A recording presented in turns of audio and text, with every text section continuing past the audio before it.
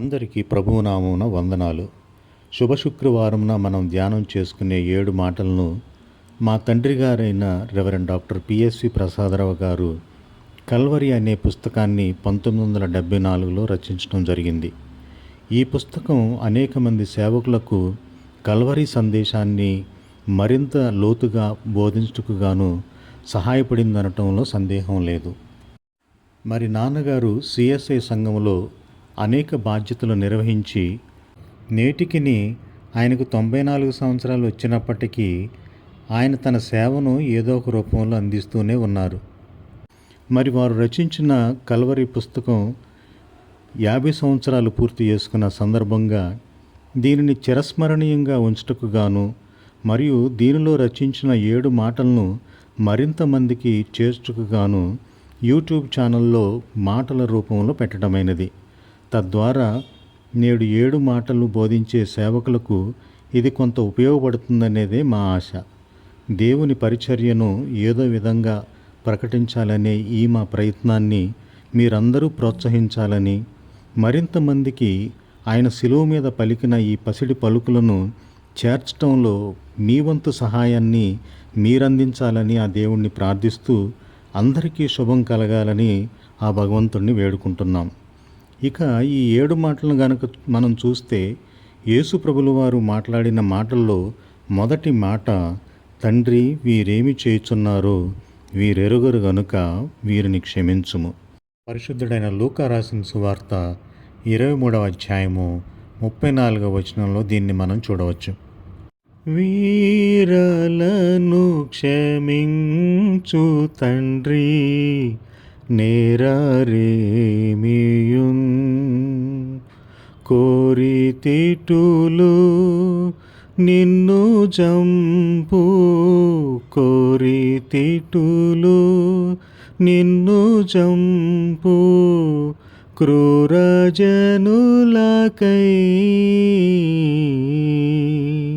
ఆహా మహాత్మహాశరణ్య హవిమోచక ద్రోహరహిత చంపే నిను నా ద్రోహరహిత చంపే నిను నా దోషమే కదా. మరి శిలువ మీద యేసు ఏమి చేయుచున్నాడు? యేసు శిలువ మీద మాట్లాడిన మాటలను బట్టి ఆయన ఏమి చేయుచున్నాడో మనం అర్థం చేసుకోగలం. శిలువ మీద యేసు మాట్లాడినటువంటి మాటలు ఎవ్వరూ ఎన్నడూ మాట్లాడలేదు. మరణశయ్యలపై చివరి యూర్పులతో నుండి మనుషులు మాట్లాడిన మాటలలో ఎంతో విలువయుండును. వాటిని ఎన్నడూ మనము మర్చిపోలేము.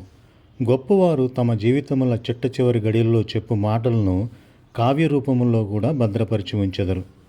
యేసు ప్రభువు పలికిన ఈ 7 మాటలు తన మరణమునకు ముందు పలికిన మాటలు గనుక వీటికి ఎంతో ప్రాధాన్యత ఇవ్వబడినది. ఈయన పరిచర్య ప్రారంభ దశలో కొండ మీద కూర్చుండి చెప్పిన ధన్యతలకును, చివరి దశలో శిలువ మీద వేలాడుచూ మాట్లాడిన 7 మాటలకును ఎంతో విలువ ఉన్నది. చీకటి క్రమ్మక ముందు 3 మాటలను, చీకటి క్రమ్మిన తదుపరి 4వ మాట, చీకటి తొలగిన తదుపరి చివరి 3 మాటలు ప్రభువు శిలువలో మాట్లాడెను. శిలువలో ఉన్న బాధ భరించలేక శిలువ వేయబడిన వారు చాలా దూషణకరమైన మాటలు మాట్లాడుదురు. మన ప్రభు అయితే అట్టి పరుష భాషలు మాట్లాడక ప్రేమామృత వాక్కులు వల్లించెను. వాటినిక్కడ మనం ధ్యానించదము. మొదటి మాట, మధ్య మాట అంటే 4వది, చివరి మాట ప్రార్థనా సహితమైనవి. మొదటి మాటలోని మొదటి పదము తండ్రి. కష్టకాలముల్లో కూడా తండ్రిని విడువని తనయుడైన జీవించిన కాలములో తన యొక్క అనుదిన ప్రార్థనా పరిచర్యలలో తండ్రిని ఏ విధముగా తలంచాడో మరణించు సమయంలో కూడా తండ్రిని అదే విధముగా తలంచుచున్నాడు. తన కుమారత్వమును పునరుద్ఘాటించుచున్నాడు. మన ప్రభువు జీవితమంతయు ప్రార్థనయే. శిలువ మీద ప్రార్థన ప్రారంభమైనది. ఏలియా వలె వేసారి తన ప్రాణమును తీసుకోమని ప్రార్థించట్లేదు ఆయన. హేబేలు రక్తము కయీనుపై కక్ష తీర్చుకొనుటకు నేల నుండి మొరపెట్టెను, కానీ ప్రభువు రక్తము తన్ను హింసించు వారిని రక్షించుకొనుటకు శిలువ నుండి మొరపెట్టెను. పరిశుద్ధ లూకా రాసిన సువార్త 6వ అధ్యాయము 27-28 గనక మనం చూస్తే, మీ శత్రువులను ప్రేమించుడి, మిమ్మును ద్వేషించు వారికి మేలు చేయుడి, మిమ్మును శపించు వారిని దీవించండి, మిమ్మును బాధించు వరకు ప్రార్థన చేయుడి అని ప్రబోధించిన ప్రభువు దానికి భిన్నముగా ప్రవర్తించిన కొండ మీద ప్రసంగములో ఆయన ఏమి బోధించెనో దానిని శిలువ మీద అమలుపరుచుచున్నాడు. చెప్పునది చేయునది వేర్వేరుగా కాక అవి రెండునూ ఒకటేనన్నట్లుగా ప్రభువు తన జీవితములో ఆదర్శముగా చూపించుచున్నాడు. పగ తీర్చుకొనుట మానవత్వము, క్షమించుట దైవత్వము. ప్రభువు సంపూర్ణ మానవుడిగా జన్మించినప్పటికీ ఇక్కడ మానవత్వాన్ని చూపించక దైవత్వాన్ని చూపించుచున్నాడు. దేవుడు ప్రేమయ్య ఉన్నాడను విషయమును జీవించిన సమయంలోనే గాక మరణించు సమయంలో కూడా చూపించుచున్నాడు. తండ్రి చిత్తానుసారముగా నడుచుటయే కుమారుని విధి అన్నట్లుగా తండ్రి ప్రేమను శిలువలో కూడా ప్రదర్శించుచున్నాడు. అవును, పరిశుద్ధుడైన పౌలు 1 కొరింథీ పత్రిక 13వ అధ్యాయములో వ్రాసినట్లు, సర్వోన్నతమైన ప్రేమ మార్గము అన్నిటినీ సహించుట, అన్నిటినీ ఓర్చుకొనుటయే గదా. వీరేమి చేయుచున్నారో వీరెరుగరు గనుక వీరిని క్షమించమని ప్రార్థించుచున్నాడు. వారు చేయునది ఏమో నిజముగా వారెరుగరా? ఇస్కరియోతు యూదా ప్రధాన యాజకుడు, హేరోదు, పిలాతు, శతాధిపతి, రాణువు వారు తాము చేసిన పనులేమో తామెరుగరా?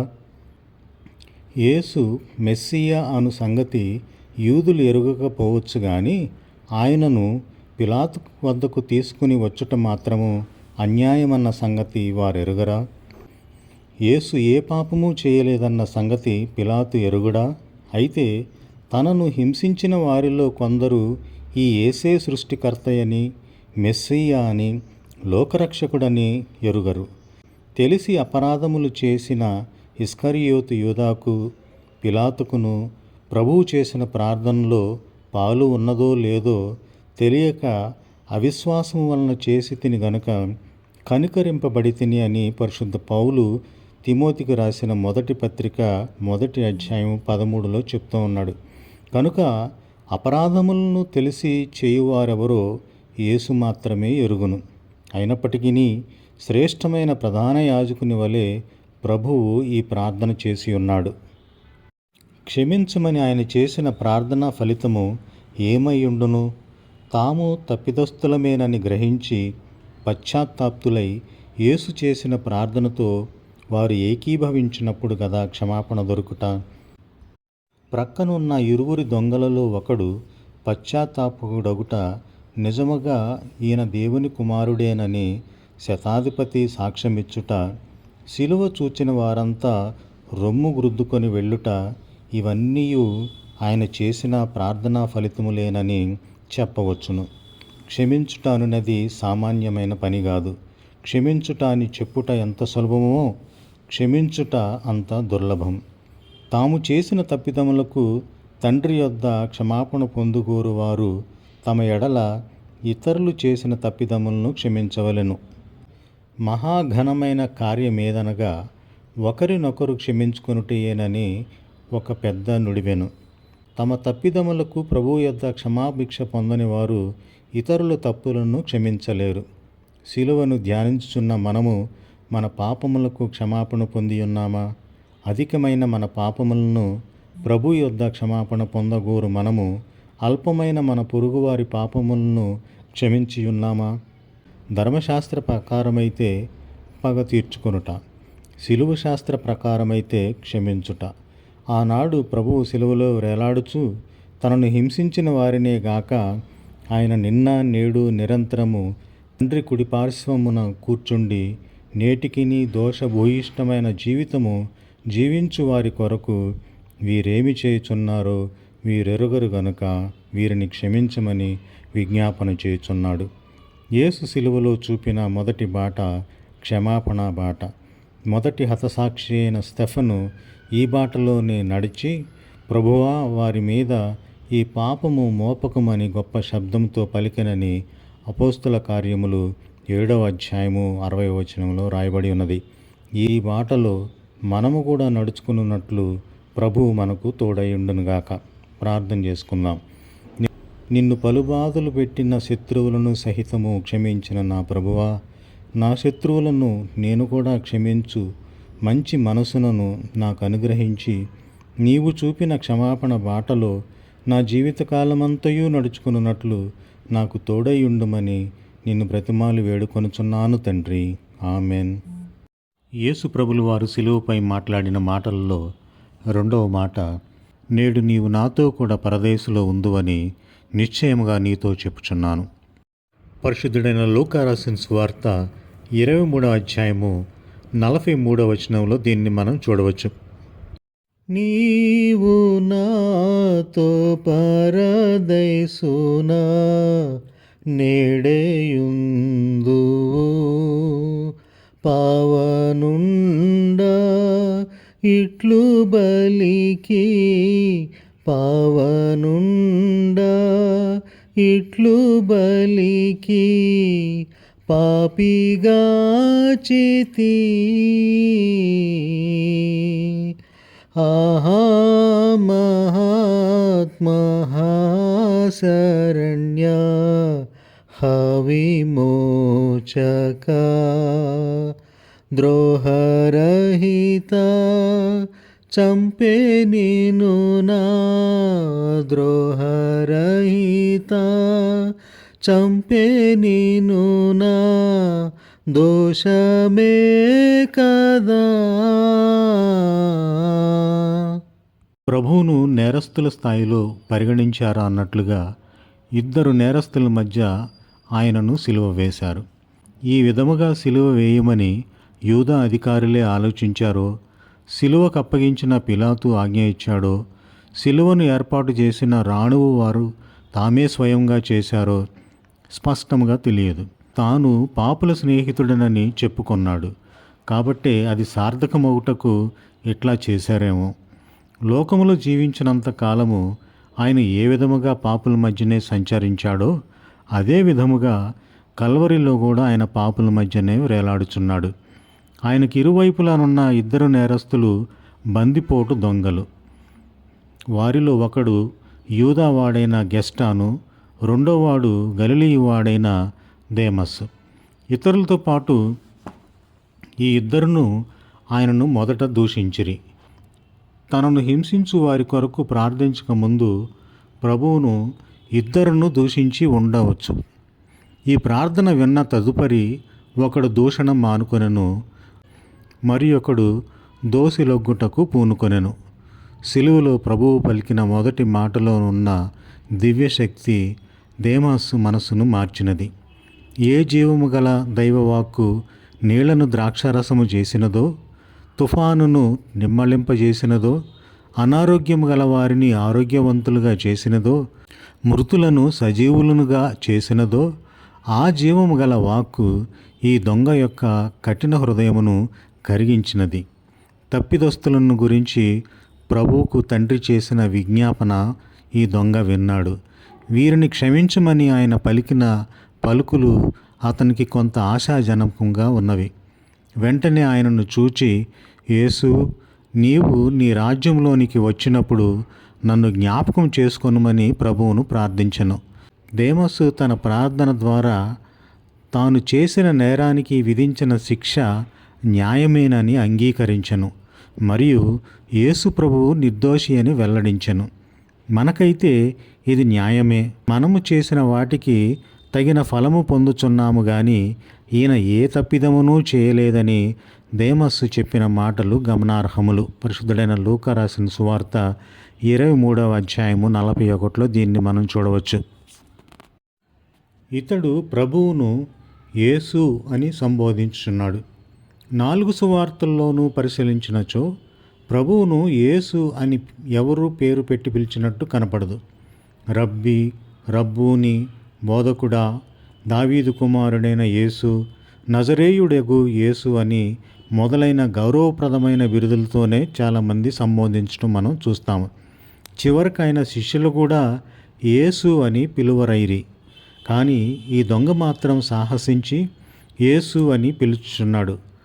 డాక్టర్ రెండల్ హారీస్ పరిశోధనలు బట్టి డాక్టర్ వెదర్ హెడ్ ఈ విధంగా వ్రాయుచున్నాడు. గలిలయుడైన యేసు, గలిలయుడైన దేమాసు ఇద్దరు ఒక బడిలోనే చదువుకుని ఒకరినొకరు బాగుగా ఎరిగిన వారై ఉండవచ్చు. అట్లు గానిచో అతడు యేసును గూర్చి ఈయన ఏ తప్పిదమూ చేయలేదని చెప్పలేడనుచున్నాడు. మరియు నీవు నీ రాజ్యంలోకి వచ్చినప్పుడు అని అతడి చెప్పుటలో కూడా వీరిరువురికి మంచి పరిచయం ఉన్నట్లుగానే కనబడుచున్నది. కారణం ఏంటంటే ప్రభువు తన ప్రసంగముల్లో నా రాజ్యము, దేవుని రాజ్యము, పరలోక రాజ్యము అనే పదములను వాడుట మనం చూశాము కదా. ఇవి కూడా అతను విని ఉండవచ్చును. తలదాచుకొనుటకైనను ఒక్కింత స్థలము లేని మనిషి కుమారునికి మరణాంతరము ఏదో రాజ్యముందని ఈ దొంగ నమ్మి ఆ రాజ్యములో నన్ను జ్ఞాపకం చేసుకోమని దోసిలొగ్గుచున్నాడు. నీవు కేఫావు, పరలోక తాళపు చెవులు నీకిచ్చేదనని ఏ పేతురుకు అభయమిచ్చాడో ఆ పేతురు సిలువను చూచి పారిపోయాడు. ఏ సిలువలో శ్రమ ఉందని పేతురు పారిపోయాడో ఆ సిలువలో రక్షణ ఉందని ఈ దొంగ సిలువ చెంతకు వచ్చుచున్నాడు. అందువలనే ఒక గాయకుడు సిలువ చెంత చేరిన నాడు కలుషములను కడిగివేయు అని గానం చేశాడు. అవును, సిలువను గూర్చిన వార్త నశించుచున్న వారికి వెర్రితనము గాని రక్షింపబడుచున్న మనకు దేవుని శక్తి. నా వద్దకు వచ్చు వారిని ఎంతమాత్రము త్రోసివేయనని పాపులకు అభయమిచ్చిన ప్రభువు ఈ దొంగను త్రోసివేయునా? మారిన బ్రతుకులు గలవారే ఆయన వారసులు. విరిగి నలిగిన మనసులను ఆయన అలక్ష్యము చేయుడు. సిలువ ఆయన మీద మోపిరి గాని సిలువలోని ఈ దొంగ తన ఆత్మభారాన్ని ఆయన మీద మోపుచున్నాడు. సిలువ మీద ఈ దొంగ మార్పు చెందుతూ ఉంటే ఆనాడు పరలోకములో ఎంత సంతోషం కలిగినదో పరిశుద్ధుడైన లూకా రాసిన సువార్త 15:7 మనం చూడవచ్చు. తాను ఎంతో శ్రమలో ఉన్నప్పటికీ కూడా శ్రమ సేవకుడైన ప్రభువు ఈ దొంగ ప్రార్థనను అంగీకరించెను. బాధలో కూడా తన రక్షణ కార్యమును నెరవేర్చుచున్నాడు అన్నట్లుగా నేడు నీవు నాతో కూడా పరదేశులో ఉందు అని అతని ప్రార్థనకు జవాబిచ్చెను. నేడు అను మాటలను మనము గమనించాలి. రక్షణ గురించి యేసు నేడే అని చెప్తూ ఉన్నాడు, కానీ సైతాను రేపు అని అంటూ ఉంటాడు. సైతాను రక్షణకు ఇంకా సమయం ఉందని చెప్తూ ఉంటాడు, కానీ యేసు ఇక సమయం లేదని అంటూ ఉంటాడు. అందువల్లనే ఒక గాయకుడు ఈ విధముగా గానము చేసెను, ఇక ఇది ఏ సమయంబు రండి యేసుని చేరండి, ఇక సమయము లేదండి నొందండి, ఇదిగో ఇప్పుడే అనుకూల సమయము, ఇదే రక్షణ దినము. 2 కొరింథీ 6:2 మనం చూడవచ్చు. రక్షణ పొందుటకు నేడే అనుకూల సమయమును, సత్యమును ఎందరూ దానిని స్వీకరిస్తున్నారో ఎందరూ తిరస్కరిస్తున్నారో ఎవరికి వారే పరీక్షించుకోవాల్సి ఉన్నది. క్యాలెండర్లో రేపు అనేది ఉంది, కానీ ఆ రేపటి రోజున నీవు నేను లేకపోవచ్చును. ఎందువలనంటే నరుని ఆయువు నీటి బొగ్గవలే ఉన్నది. ఈ దొంగ ఈరోజే పరదేశునకు వెళ్ళుట చూడగా ఒకనాడు అవిధేయుడై పరదేశు నుండి భూలోకమునకు పంపబడిన ఆదాము ఇక్కడ సిలువలో మారుమనసు పొంది విధేయుడై ఆనాడు పోగొట్టుకున్న పరదేశుకు మరలా పోవుచున్నాడా అన్నట్టుగా ఉన్నది. కలువరిలో పాతిన సిలువ కొయ్య ఎండిపోలేదు, అది చిగురించి ఫలించింది. దాని మొదటి ఫలమే పశ్చాత్తాపడిన ఈ దొంగ. కొందరు ప్రాచీన వేదాంతులు పరలోక రాజ్యములో 7 అంతస్తులు కలవని చెప్పుదురు. అన్నిటికన్నా మిన్నైన 7వ అంతస్తు పేరు పరదేశు అని, ఆ పరదేశు మధ్య భాగములో పరలోకపు రాజు నివసించునని చెప్పుదురు. ఈ దొంగ పరదేశులో ఉండుట అంటే ఉన్నతోన్నతమైన రాజు నివసించు స్థలములో ఉండుటయే అని అర్థము. ఆహా దేమస్, మార్పు చెందిన నీ బ్రతుకు ద్వారా దేవుని యొద్ద ఎట్టి స్థానము నొందితివి. నీవు పరలోకములో ఎంత భాగ్యవంతుడివైతివయ్యా. సిలువను ధ్యానించుచున్న మనము మన బ్రతుకులను మార్చుకొనుట ఎప్పుడు? లోకబాంధవుడైన సూర్యుడు ప్రతి ఉదయము లోకములో ఉదయించి గాఢాంధకారమును పోగొట్టి లోకమునకు వెలుగునిచ్చున్నాడు. లోకరక్షకుడైన నీతి సూర్యుడు నీ హృదయములో ఏ ఉదయమున ఉదయించి నీ హృదయములోని పాపాంధకారమును పారద్రోలి నీకు పరదైసు ఇచ్చును. మన ఎదుట జీవమును మరణమును ఉంచబడినవి. జీవితాంతము వరకు కూడా నూతన సృష్టి లేక ఒక దొంగ మరణకరమైన నరకమునకు వెళ్ళెను. తన పాపపు స్థితిని ప్రభువు ఎదుట జ్ఞాపకం చేసుకొని ఆయన పాదముల యొద్ద పశ్చాత్తాపము పొందిన మరొక దొంగ ప్రభువు అనుగ్రహించిన పరదైసునకు వెళ్ళెను. మనము నేటికీని పశ్చాత్తాపము లేని చీకటి బాటలోనే పయనించుచున్నామా, లేక పశ్చాత్తాపడి వెలుగు బాటలో వెళ్ళుచున్నామా? ప్రభు సన్నిధిలో మనము పరీక్షించుకుందాము. పాపులను రక్షించుట కొరకే క్రీస్తు యేసు ఈ లోకమునకు వచ్చెనను వాక్యము మనము నమ్మి, దేవా పాపినైన నన్ను కరుణించమని చెప్పగలిగిన పశ్చాత్తాపు పాటలో పయనించి పరదైసు పొందెదముగాక. ఎంత పాపినైనను యేసు చేర్చుకొనును. సత్యమును సిలువలో చూచిన నేను నా పాపములన్నిటినీ నీ పాదముల యొద్ద పెట్టుచున్నాను. పాపినైన నన్ను కరుణించి నీ రక్షణా భాగ్యము నాకు అనుగ్రహించుమని వేడుకొనుచున్నాను తండ్రి. ఆమెన్. యేసు ప్రభుల వారు సిలువపై మాట్లాడిన మాటలలో 3వ మాట, అమ్మా ఇదిగో నీ కుమారుడు అని తల్లితో చెప్పాను. తర్వాత శిష్యుని చూచి ఇదిగో నీ తల్లి అని చెప్పాను. పరిశుద్ధుడైన యోహాను 19వ అధ్యాయము 26-27 వచనంలో దీన్ని మనం చూడవచ్చు.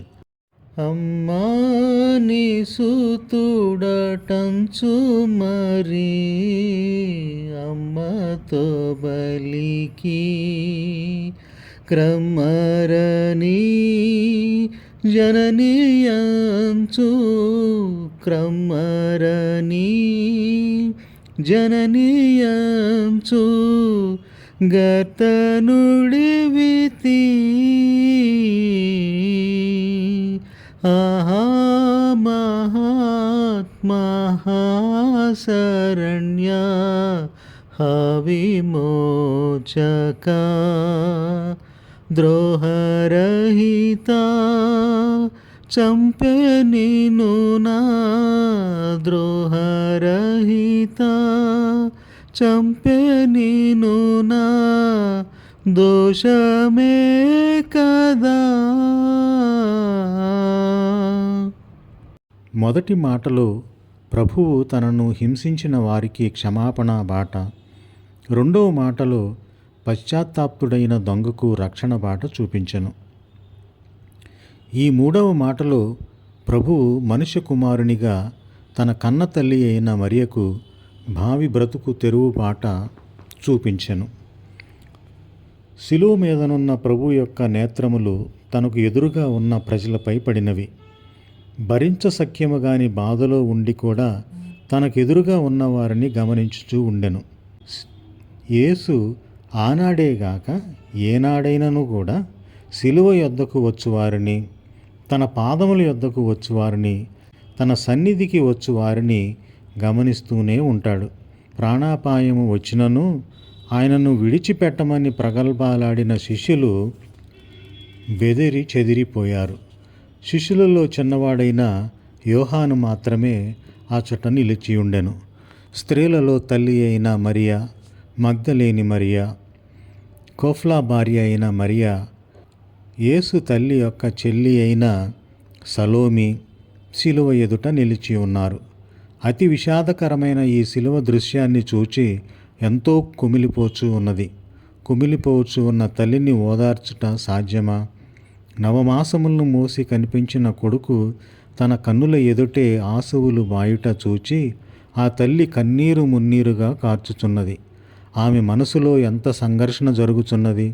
ఆనాడు ఆ గాబ్రియేలు దూత ఆయన గొప్పవాడై సర్వోన్నతుని కుమారుడనబడును, ప్రభువైన దేవుడు ఆయన తండ్రి అయిన దావీదు సింహాసనమును ఆయనకిచ్చును, ఆయన యాకోబు వంశస్థులను యుగయుగములు ఏలును, ఆయన రాజ్యమునకు అంతము లేదు అని చెప్పిన ఆ మాటలు నెరవేర్పు ఇదేనా? పరిశుద్ధుడైన లూకా రాసిన సువార్త 1:32-33 చూడవచ్చు. ఏది ఆ రాజ్యము, ఏది ఆ సింహాసనము, ఏది ఆ గొప్పతనము అని ఆమె లోపల ఎంతో కృంగిపోవచ్చు ఉన్నది. ఆనాడు జ్ఞానులు వచ్చి బంగారము, సాంబ్రాణి, బోళము కానుకలుగా సమర్పించి సాగిలిపడి ఆయనను పూజించిన నాడును, గొర్రెల కాపరులు వెళ్ళి పొత్తిగుడ్డలతో చుట్టబడి శిశువును చూచిన ఆనాడును ఆమె పొందిన ఆనందము ఈనాడు లేశమైనను లేదు. గ్రుడ్డువారు చూపు పొంది, కుంటివారు నడిచిపోయి, పక్షవాయు గలవారు పరుపులెత్తుకొని నడిచి వెళ్ళి, కుష్ఠరోగులు స్వస్థత పొంది ఆయనను కీర్తించుచూ వెళ్ళిన రోజున ఆమె పొందిన ఆనందము ఈనాడు లేదు.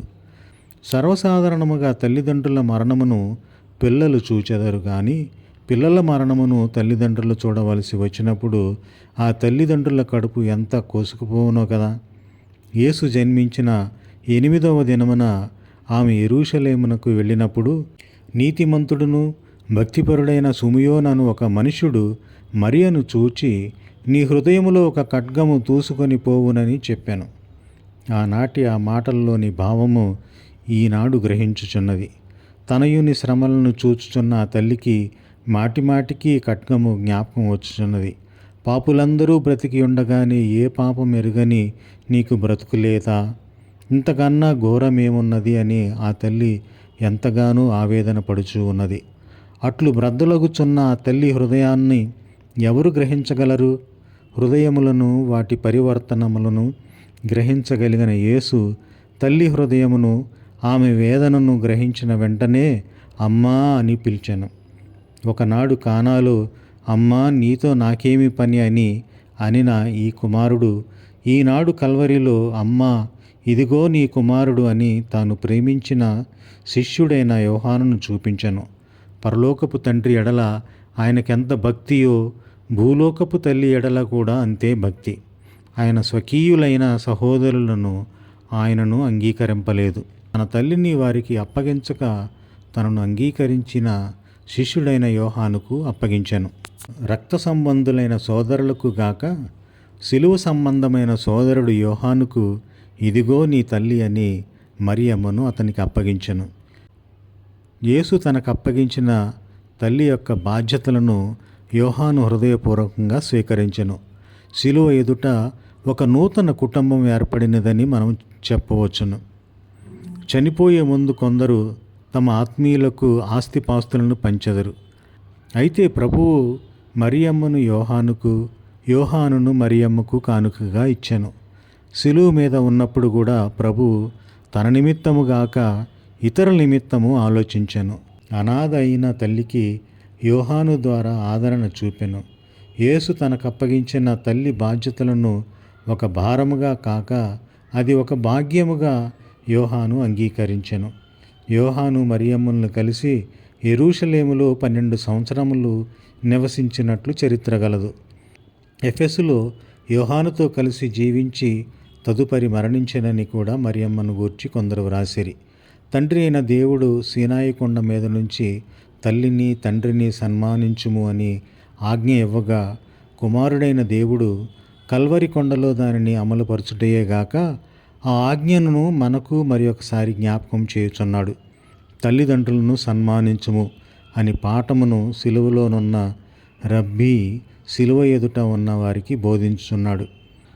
సిలువలో ధ్యానించుచున్న మనలో ఎంతమంది తల్లిదండ్రుల బ్రతుకు తెరువుల బాధ్యతలను వహించుచున్నామో మనల్ని మనము పరీక్షించుకుందాము. పిల్లలను పెంచి పెద్ద చేయుటకు తల్లిదండ్రులు అహర్నిశలు అష్టకష్టాలు పడెదరు. పిల్లలు భవిష్యత్తు బాటలు తీర్చిదిద్దేవి తల్లిదండ్రుల పడు బాధలే. ఏ పిల్లలు తల్లిదండ్రులను సన్మానించెదరో ఆ పిల్లలు వారి ఆశీర్వాదమునకు పాత్రులగుదురు. యేసు నజరేతులో 30 సంవత్సరాలు తన ఇంటి వద్ద ఉన్నప్పుడేమి, ఇప్పుడు ఇహమును విడిచి పరమునకు వెళ్ళినప్పుడేమి తల్లిని సన్మానించి ఆదరించుటలో మనకు మార్గదర్శకుడాయను. తల్లిదండ్రులను సన్మానించుట అను బాటలో మనము నడిచిపోదుముగాక.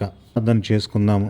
కృపామయుడవైన నా తండ్రి, దేవుని యందు భయభక్తులు కలిగి ఉండుటయే జ్ఞానమునకు మూలమును, దైవవాక్కులను చిన్నతనమందే మాకు నేర్పించి మా భావికాల జీవితముల కొరకు అష్టకష్టాలు పడిన మా తల్లిదండ్రులను మేము సన్మానించు మార్గములలో మమ్మల్ని నడిపించమని మా ప్రభువును నీ ప్రియకుమారుడైన యేసుక్రీస్తు ద్వారా వేడుకొనుచున్నాము తండ్రి.